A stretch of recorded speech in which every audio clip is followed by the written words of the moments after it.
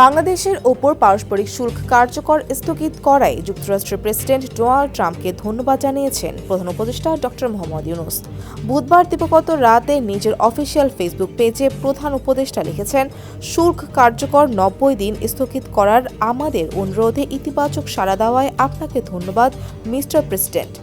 আপনার বাণিজ্য এজেন্ডাকে সহায়তা করতে আমরা আপনার প্রশাসনের সঙ্গে কাজে অব্যাহত রাখব। এর আগে চীন ছাড়া অন্য সব দেশের জন্য ধার্য করা যুক্তরাষ্ট্রের বাড়তি শুল্ক 90 দিন স্থগিতের ঘোষণা দেন দেশটির প্রেসিডেন্ট ডোনাল্ড ট্রাম্প। তবে এ সময় দেশগুলোর পণ্যে পাল্টা শুল্ক ন্যূনতম 10% কার্যকর হবে বলে জানান তিনি। নিজের ব্যক্তিগত সামাজিক মাধ্যম ট্রুথে দেওয়া পোস্টে ডোনাল্ড ট্রাম্প বলেন, যুক্তরাষ্ট্রের বাড়তি শুল্ক 90 দিনের জন্য স্থগিত করা হয়েছে, তবে এ সময়ে দেশগুলোর পণ্যে পাল্টা শুল্ক ন্যূনতম 10% কার্যকর হবে। কিন্তু চীনের জন্য শুল্ক 104 থেকে বাড়িয়ে 125% বাড়ানো হয়েছে বলে ঘোষণা দেন তিনি।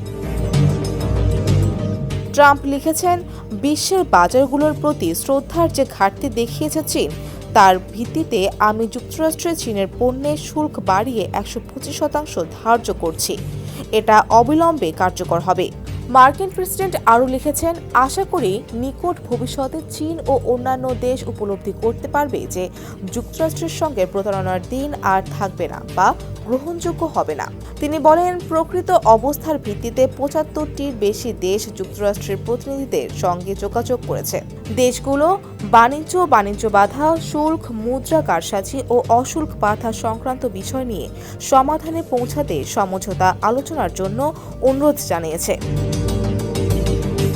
দেশ জুড়ে তোলপাড় ওয়ালটন ফ্রিজ কিনে আপনিও হয়ে যেতে পারেন মিলেনিয়ার। এই প্রেক্ষিতে চীন বাদে অন্য সব দেশের ওপর আরোপিত পাল্টা শুল্ক 3 মাসের জন্য স্থগিতের ঘোষণা দিয়ে যুক্তরাষ্ট্রের প্রেসিডেন্ট লিখেছেন, আমি 90 দিনের জন্য পাল্টা শুল্ক স্থগিত অনুমোদন করেছি। একই সঙ্গে এই সময়ের জন্য পাল্টা শুল্ক 10% নামিয়ে এনেছি। এটাও অবিলম্বে কার্যকর হবে। ডেস্ক রিপোর্ট, সমকাল।